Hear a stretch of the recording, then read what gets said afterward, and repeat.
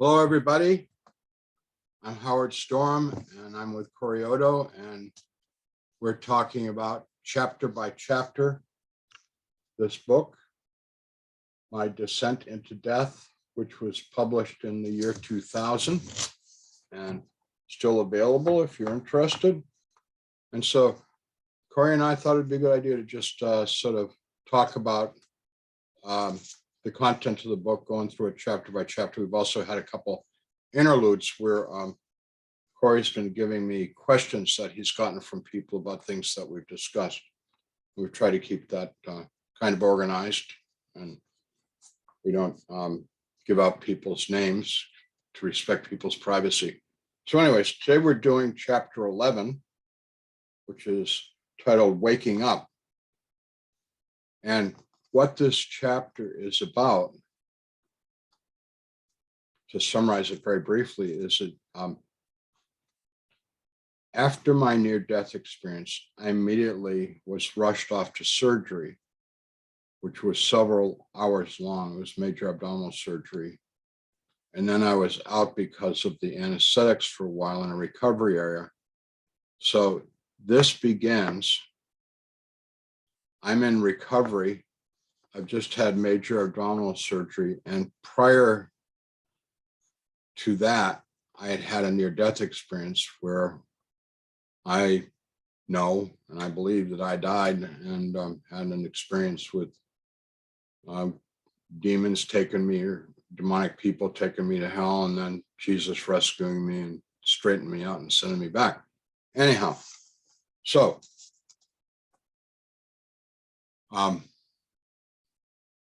when I came back to consciousness after the surgery, it was sometime early in the morning. There was no clock. I don't know what time it was, but anyways, there was some light coming through the window, a little bit of dim light. Anyhow, my first realization was I felt like I've been run over by a truck. I didn't really know what the surgery was. Nobody explained it to me, but later on, people told me what they do is I was cut open from, a little below my collarbone, down to beyond my belly button. They opened that all up and took all of my digestive system out and laid it on my chest and tried to clean it all and tried to do a repair on the perforation. And then they put it back together. After this experience, for quite a while, you have the weirdest sensations in your abdomen, because when they put it back together, they of course never get it exactly right. You got, I think it's 16 feet of intestines, and it's all like laid in there in a real bizarre way. If you've ever seen pictures of it, it's like, back and forth and up and down and right and left. And so anyways, when they put it back, your intestines are trying to readjust. So like for weeks afterwards, you get the weirdest feelings in your abdomen where it's trying to straighten itself out, make itself happy again. Anyhow, but I felt like I've been driven over by a truck. And I opened my eyes, and above me were fluorescent lights. And it was really, really bright. And I'd going from like my eyes being closed for many hours to these really bright lights over me. And so my first impression was, I'm back in the light. I'm back in the light. I'm back in the presence of Jesus and the angels, like, yay, I'm not stuck in the world, because I didn't want to be in this world. I wanted to be in heaven. So for just a very brief minute, I was like, oh, I'm in heaven. And then as my eyes adjusted to the light, I realized came to the realization that they were fluorescent lights. A nurse saw my eyes open and my head lift up a little bit, and she came over. Now she was wearing a mask. She was like, it's a recovery area, so she was like covered from head to foot, except for like a little slit of her eyes. That's all I could, And so my first reaction to her was, she's an angel. Because I just saw these beautiful eyes, and no other features. And I smiled at her, and she yelled, "Doctor, doctor, he's awake. Come over here quick." And I felt like this was going to be a problem. So I closed my eyes and I stopped smiling. And when the doctor came over, he chewed out the nurse for troubling him, because he said, he's not awake. He's still unconscious. And she was like, when the doctor went away, she was still looking at me, and I smiled back at her. But she gave me this look of like, you rascal. So anyways, I'm just trying to figure out what the heck is going on. What has happened? Where am I? I mean, I don't know. I don't know anything. I mean, am I in heaven? I'm in hell. So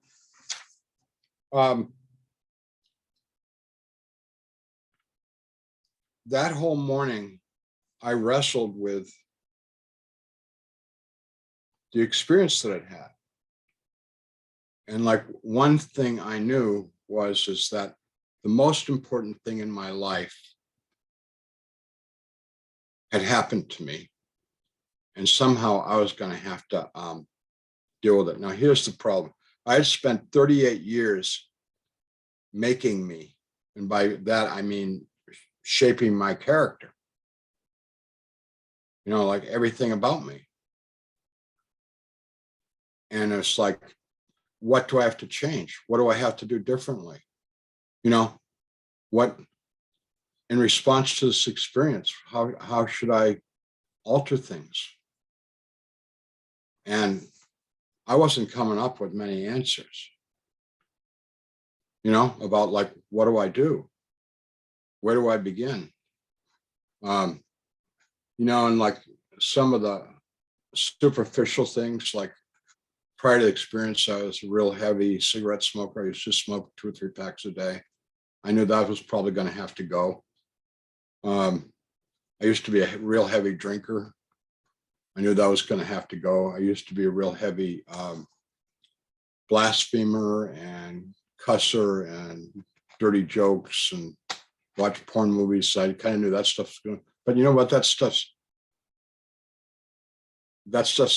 frankly superficial. I mean, questions about what do I do with my life and how do I treat my family and what do I tell people? Those were the ones I really didn't know the answers to, But the one thing that I knew I wanted to do is I wanted to tell my wife. She arrived at 2:00 in the afternoon. So I'd had a lot of time to think about this because I was conscious this whole time lying in this bed. And so she walked into the room and she said, "Howard." And I said, "No, I'm giving you a literal thing here. What happened?" And I said, "It's all love." And she said, "I love you." And I said, "I know you love me, but it's all love." And she said, "Lots of people love you." And I said, "I know, but it's all love. That's all there is."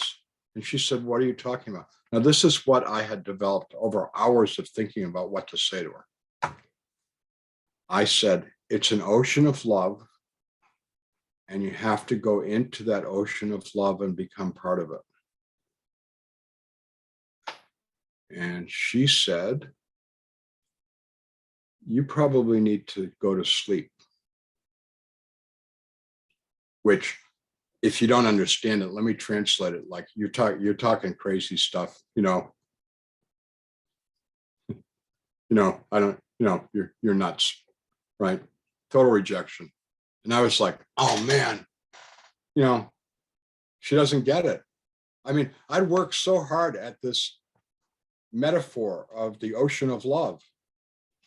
By the way, I don't use it anymore because like it doesn't, people don't seem to relate to it. Um, anyhow, I thought it was a pretty good metaphor. Matter of fact, I've done some snorkeling and scuba diving and stuff like that. And I like the metaphor of an ocean of love, as opposed to an ocean of salt water. But anyways, so that conversation was pretty short and sweet. Later on, I guess it was the next day, a very strikingly handsome man came into the room. And let me describe him to you. He was wearing hospital scrubs. He looked like he was in his either late 20s or early 30s. Clean cut kind of a guy. Like I said, very right. But the weird thing is when he came to the room, like the whole room brightened up a lot. Now, the lights were on in the room like all the time, day and night. But when he came to the room, it was like they had a backup lighting system, which like majorly amplified all the lighting or something. I mean, and it's like, okay, that's kind of weird, but I figured he'd thrown some light switches.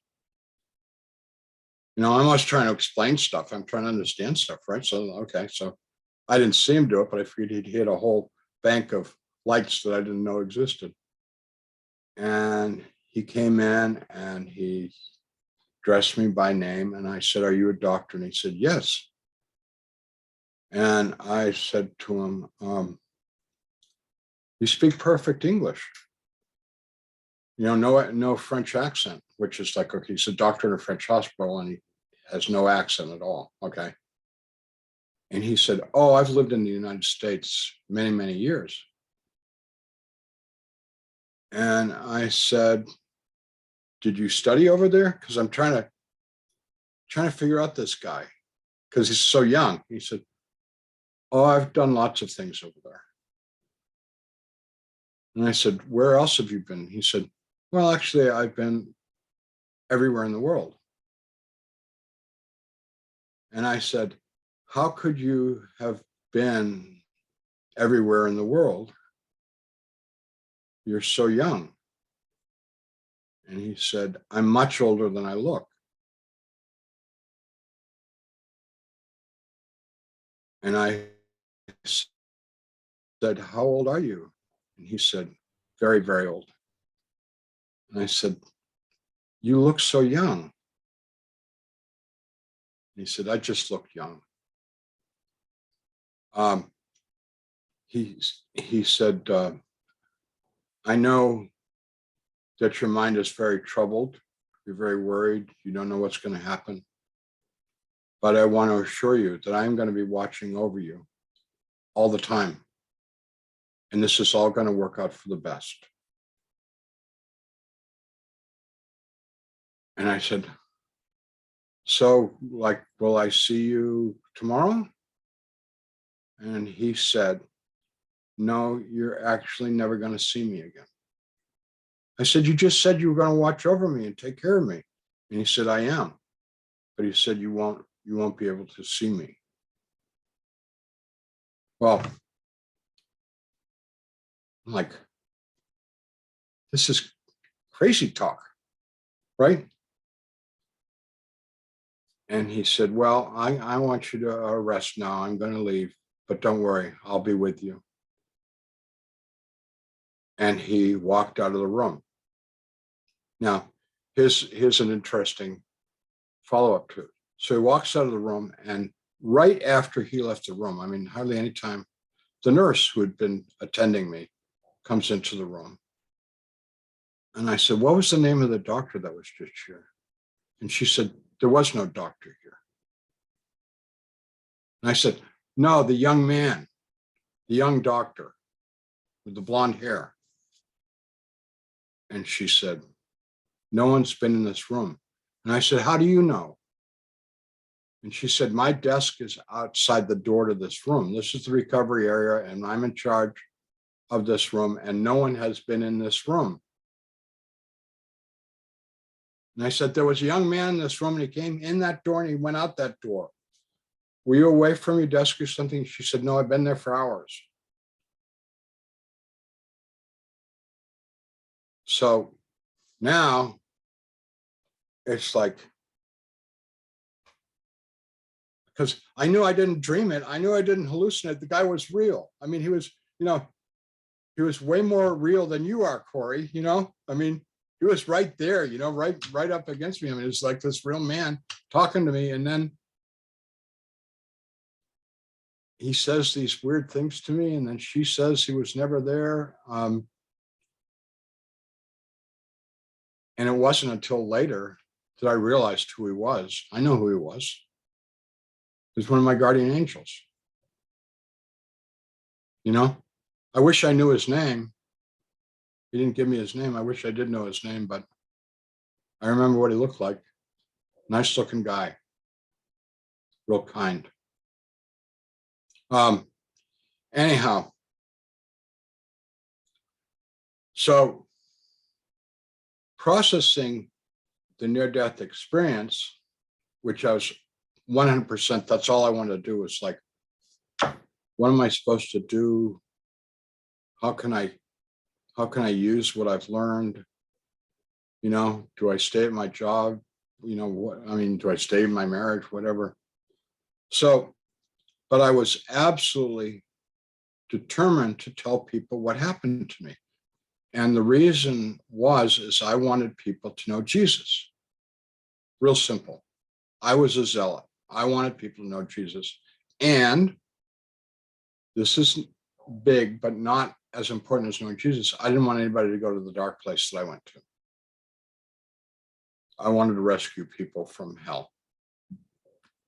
And of course, the way that you do that is get them to know Jesus.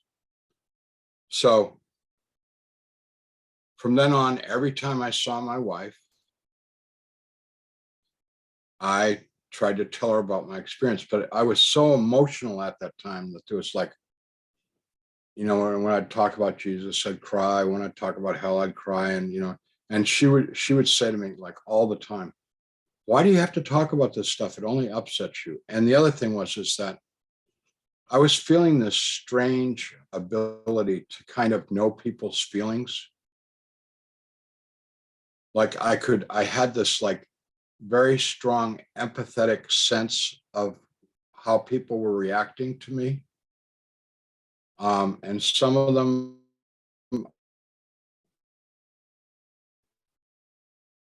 because I'm in France, so the only person I was seeing was my wife.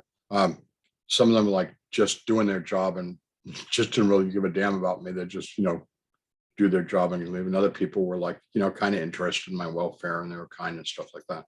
And I was feeling those kind of things very strongly. But I would try and tell everybody about Jesus. And then after I tell them about Jesus, like, if you don't have Jesus, you may go to this horrible place and I'd talk about hell a little bit and stuff like that. The reception that I was getting was not good.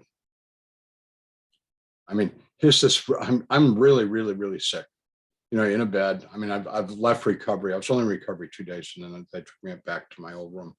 And, they walk into the room and here's this sick guy talking about Jesus and hell and stuff like that. And people are like, yeah, that's nice. Okay, see you tomorrow. I mean, I felt definitely, I was bombing out. I wasn't getting anywhere talking about Jesus, but that didn't dissuade me at all. I definitely want to talk about him. So they told me that I was going to be in this hospital for a month to recuperate. Okay, so they take me back to the room. That evening, my roommate, Monsieur Florin, had been taken out for tests, so I'm all alone in the room. And I hear an audible voice. And I'm not talking an interior voice. I mean, this is like, the voice is in the room. No person, just a voice. And it said, you have to go home to America because you're going to die here if you stay here.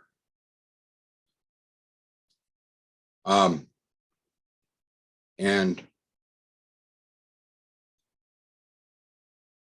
I said, we can't do it. We don't have any, but our money had all been shot. I was supposed to go home the day that this happened. Now it's several days later, and we had hotel bills, and we'd lost our return flight to America, so we were going to have to buy new tickets like on the spot, which is expensive, blah blah blah.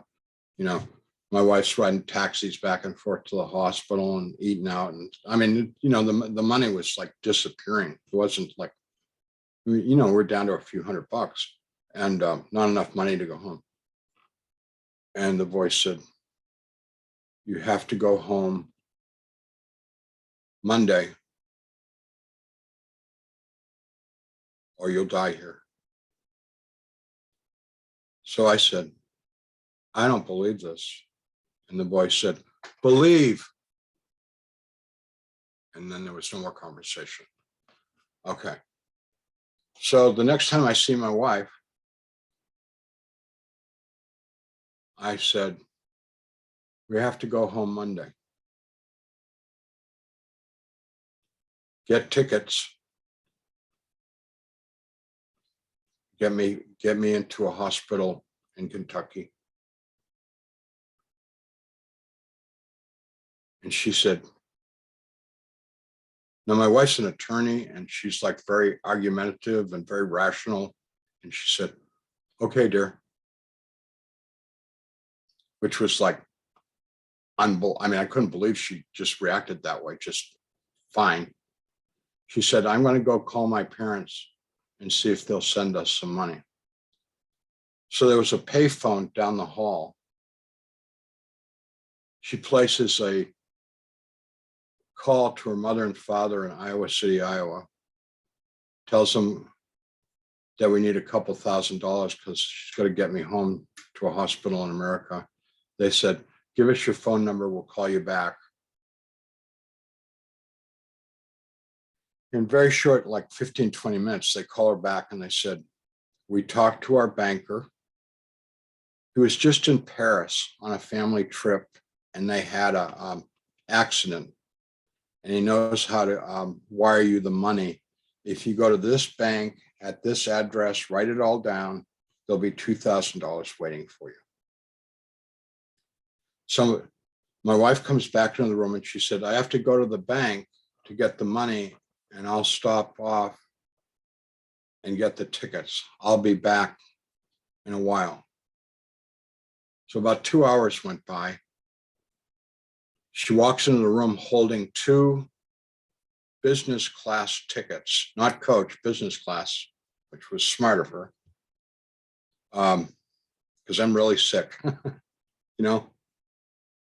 And she said, I got the tickets.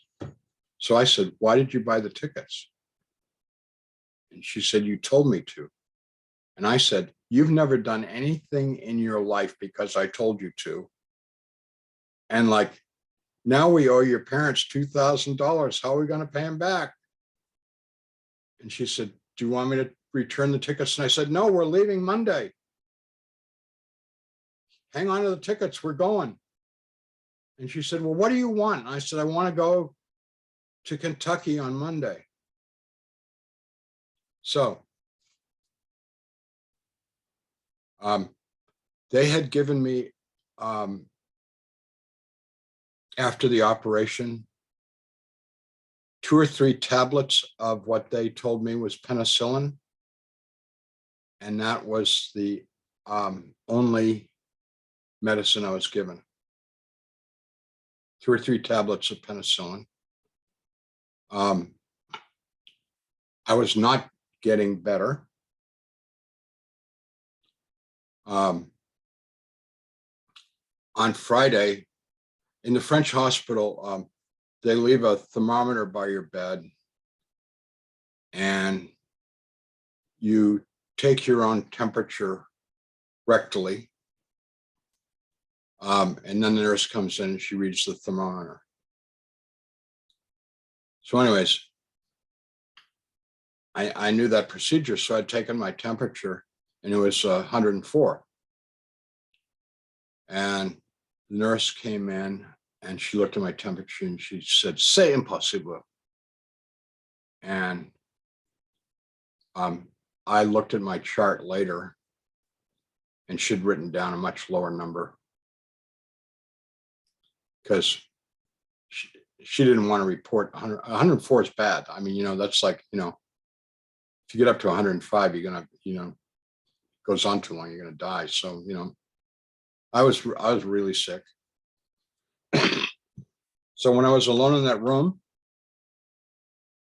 later that day, I said to the empty room, I said, "You told me that I was going to go home Monday, but I'm too sick to go anywhere. I can't walk. I can't do anything. I mean, it's like, how am I going to go home?" And this is what I got, this loud, audible voice, "Believe." And I said, "Oh shit, believe." I'm having trouble believing any of this stuff. And, because part of me is saying, it's crazy,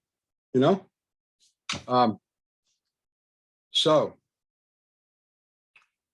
I told my wife on Saturday. By the way, when I woke up Saturday, I felt pretty good. I was feeling a lot better. I said, I need a razor to shave with. I need shampoo. I need soap. I need clothes. I didn't have any clothes. She'd taken them,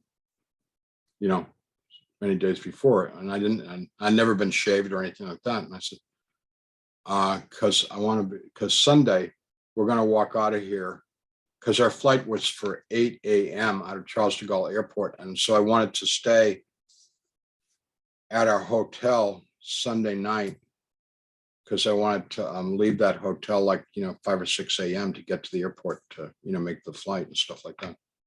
And I knew that was not going to work from the hospital because the hospital was all locked up at night. My wife wasn't even allowed into the hospital until 2 p.m. I mean, she couldn't even get there in the morning. So anyways, and how are we going to get a taxi at 5 a.m.? Impossible, at a hospital. Anyway, so my plan was go to the hotel Sunday night. So Sunday morning, I wake up, tiny little bathroom, just barely big enough for one person, no shower. There's a toilet and a washstand. I washed my hair, I washed my face, I shaved, I washed my body from head to foot thoroughly because I stank. It's really disgusting. And dried myself off. Now, this is a guy that can't get out of bed, okay? I went over, got all dressed, sat in the chair. When my wife showed up at 2:00 in the afternoon, I said, "We're out of here, let's go."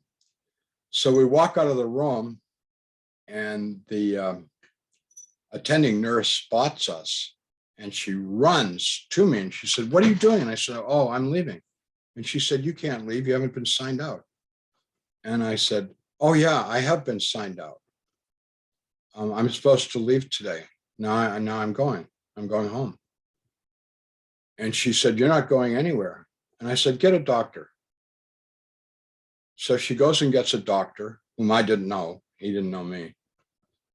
And I said, "There's been a terrible mistake.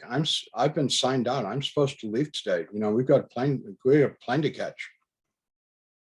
And he goes, "Oh, okay." And she had a clipboard with papers on it. And he signs all these papers and off we go. We walk out of the hospital. There's a taxi stand nearby. Go into the taxi, go to the hotel. When I get to the hotel, I go right to bed, because I'm really, really weak. And the next morning,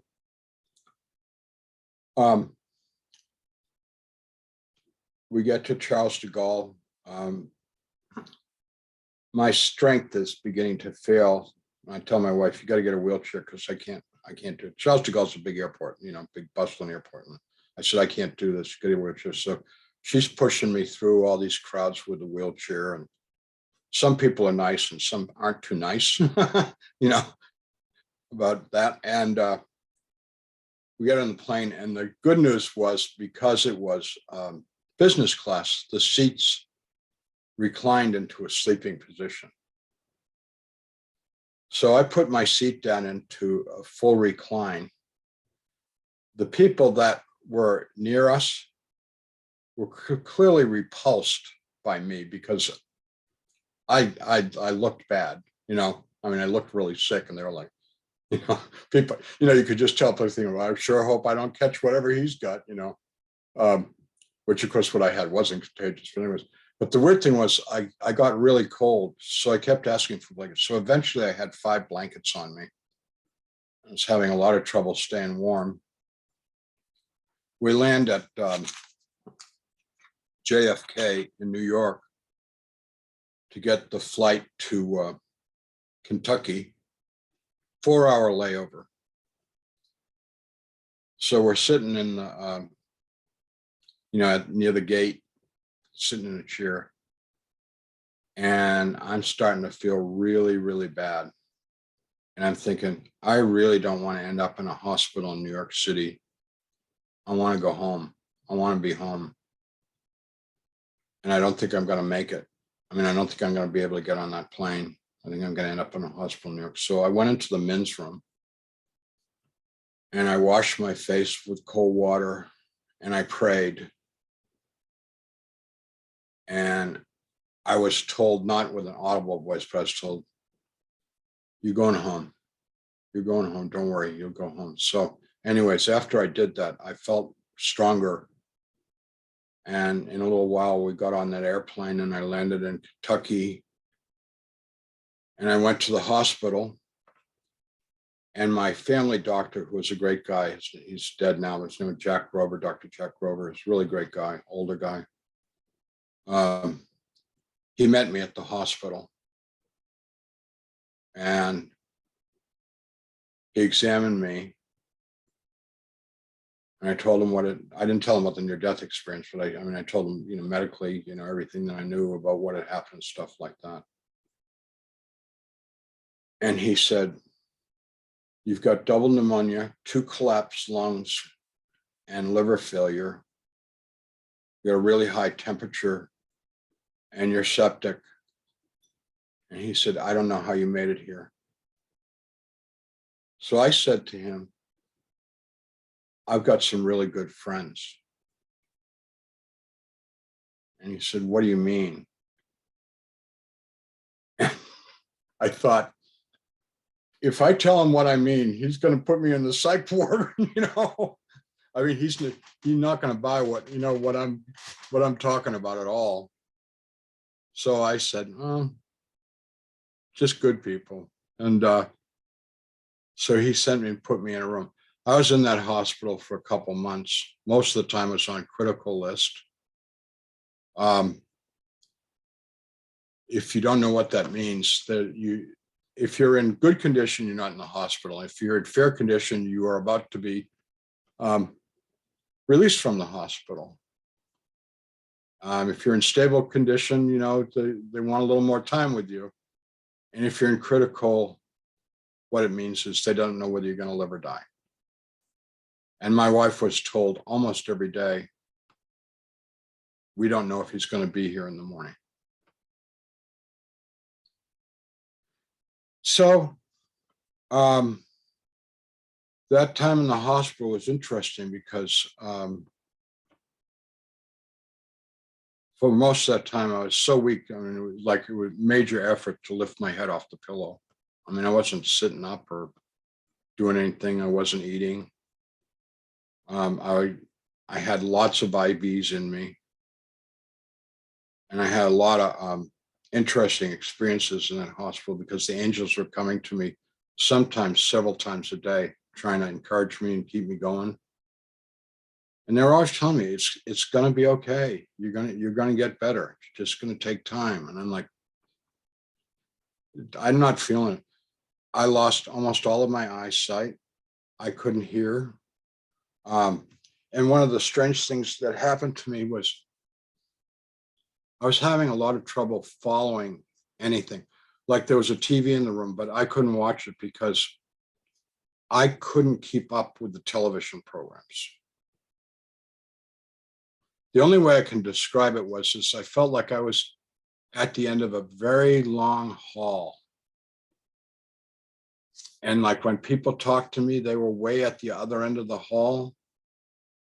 And it was really hard for me to hear and understand what they were saying. Like I could hear like the first few words of the sentence, and then I would lose the whole rest of the sentence. And so it's like, what'd you say? What'd you mean? And I was just like, I felt very, very disconnected. Some of the hospital personnel were really great, really kind and warm. Now keep in mind, I'm witnessing about Jesus to everybody, everyone that comes into the room. And I don't care if they've been in there 10 times, I'm still going to witness to them because I want people to know Jesus. You know, I'm a fanatic. And some people were like, that's good, thank you. And other people were like, you know, couldn't wait to get out of there. But I knew that I was not getting better. Just one of my symptoms is the sepsis caused my belly to blow up like I was 9 months pregnant.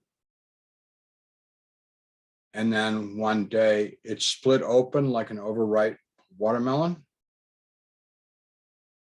Where my incision had been just ripped open. So I had a gash, I don't know, 12 or 16 inches wide, and out poured this green, foul smelling pus by the pints all over me.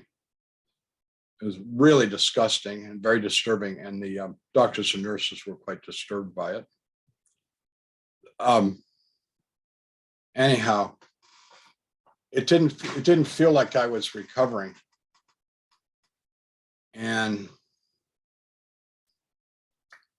a doctor by the name of Jim Linney came, and he was very young. He was, I'm pretty sure, in his 20s.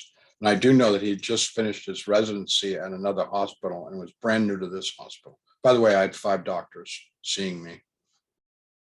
And Lenny came in, this new guy.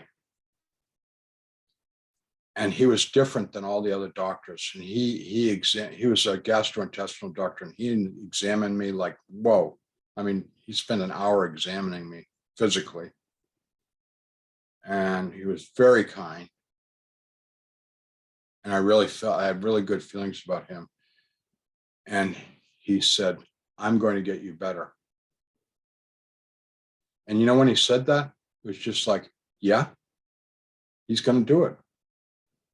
And none of the other doctors ever said anything like that. And in the calm, confident way that he said it, I just like, yeah.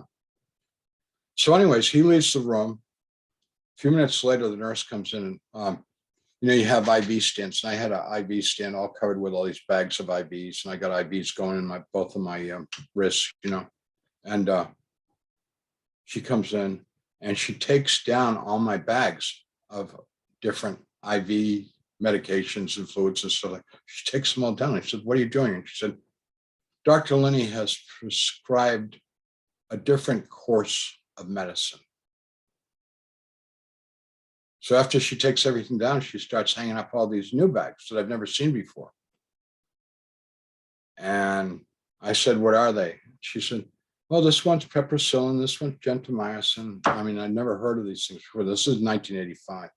Nowadays, they're pretty common antibiotics, but at the time, they were very, very new. And I said, is it good stuff? And she said, it's all really new stuff. Okay, well, that's good.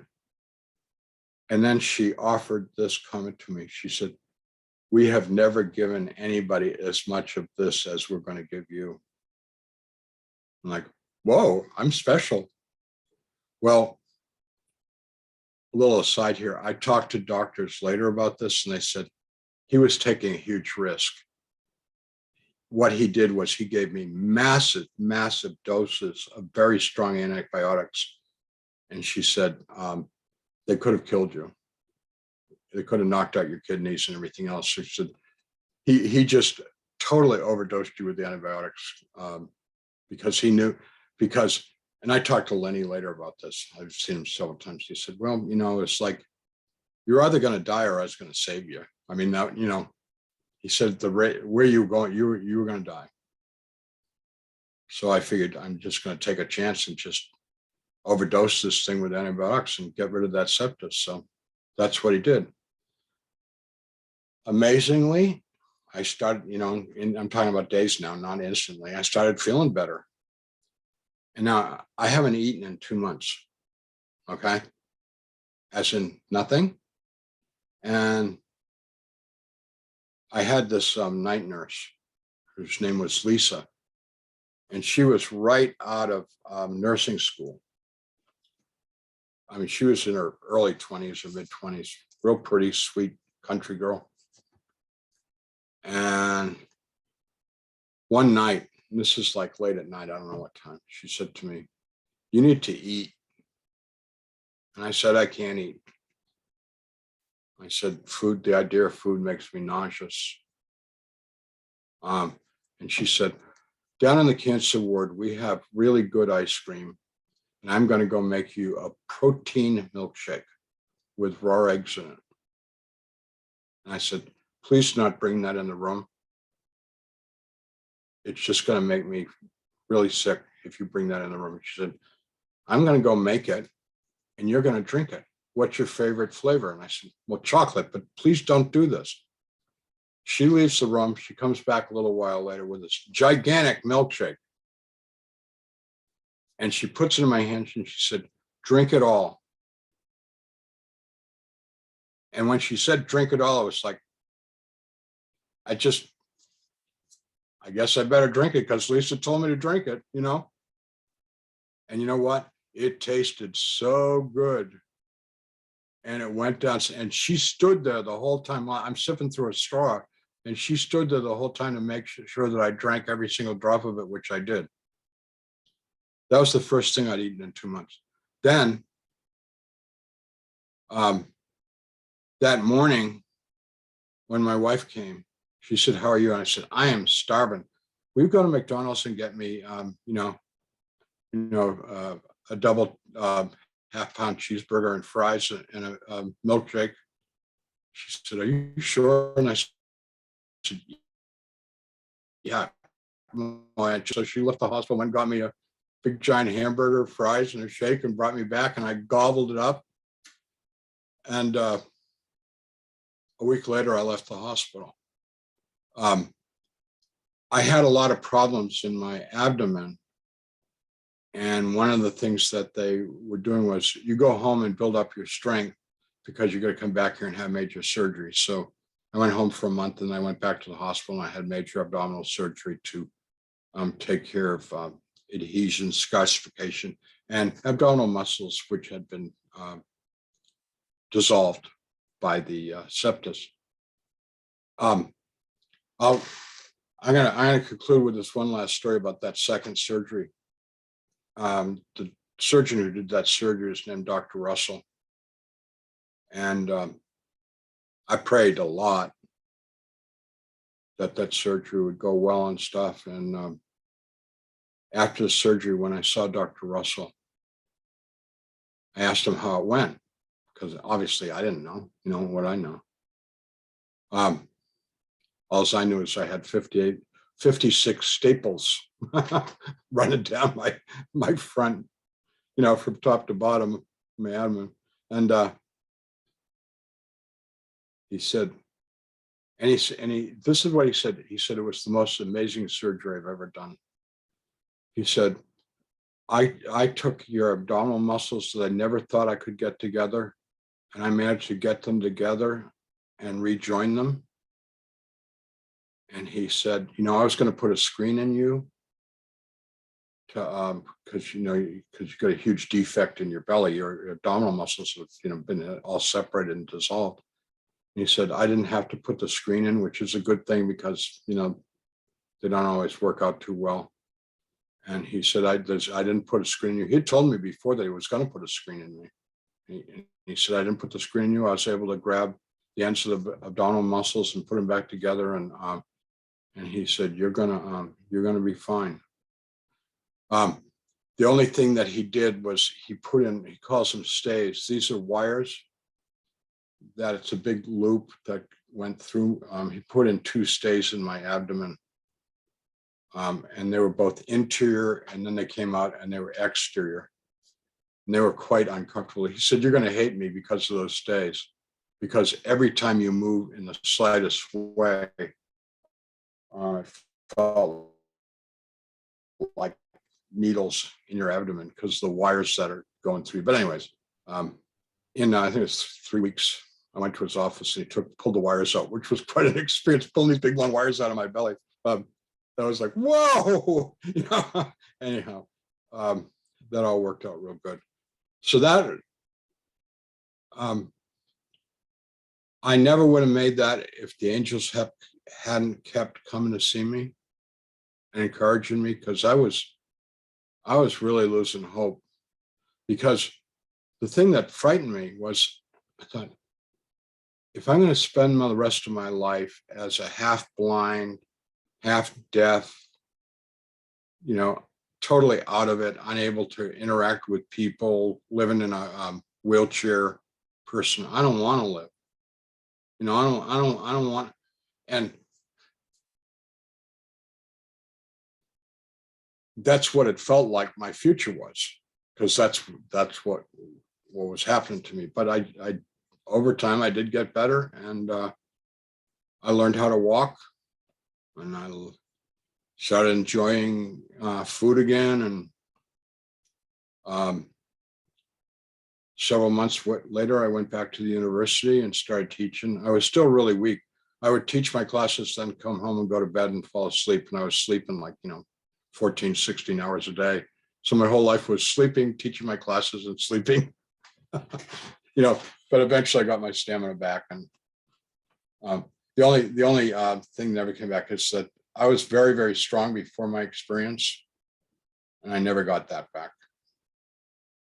I never became the really strong guy that I had been before, but that's okay, So that's the waking up from this whole thing.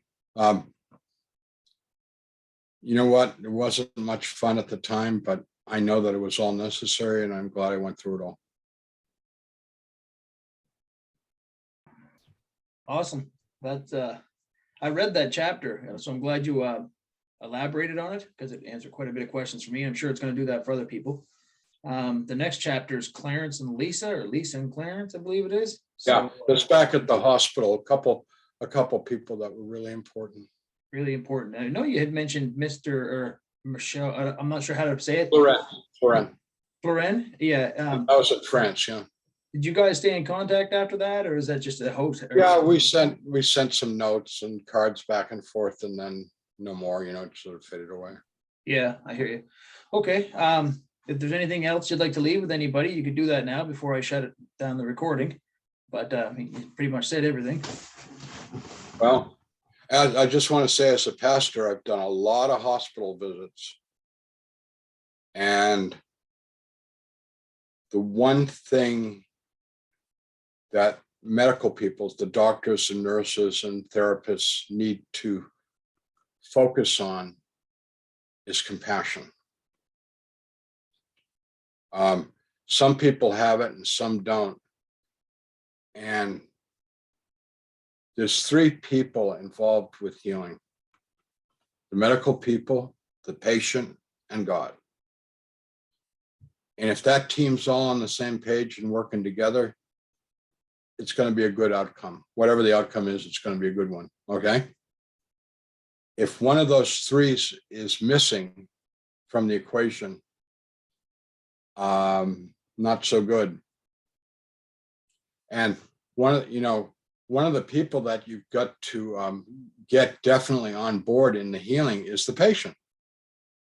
And if a person loses hope or feels unloved or uncared for, whatever, they're gonna be hopeless, and like all the doctors in the world and God's will, they're not gonna do well. The medical profession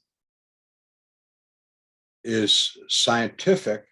God bless them for being scientific, and they're highly knowledgeable, but it is not an exact science.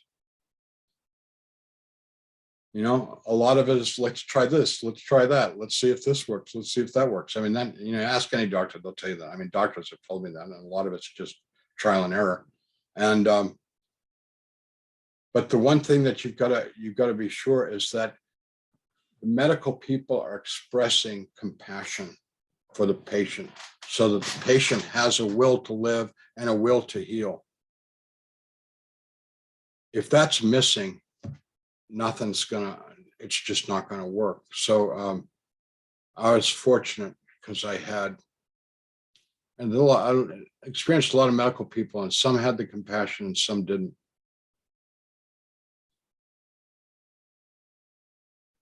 Yeah, I've been there. My girlfriend went through stuff, and there was, like you said, some are great at it, some are not. Maybe they're in the wrong profession, I'd say. But other than that, yeah, it's a hard thing for people, I guess. But anyways, it's good to have that piece of information. 3 people involved. I never thought of it that way myself. Is there a reason why God would not be involved? You said if one of those 3 people weren't there, it wouldn't be so great. Well, so I prayed all the time. I wanted God involved, and one of the ways that I knew God was involved was us having all these visits from the angels, and they were God's messengers. what the person doesn't have a faith like you that's in the hospital dying right now?